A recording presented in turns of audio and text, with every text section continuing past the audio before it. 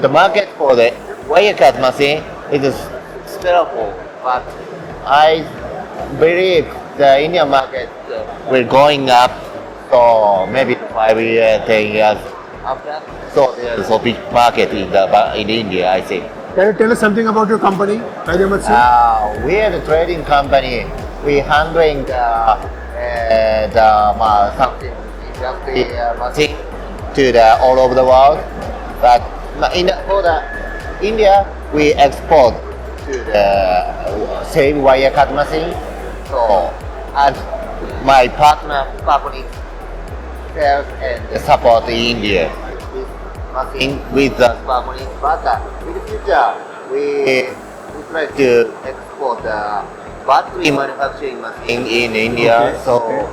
because Indian government so concentrated Right. to make a battery, right? So that's why.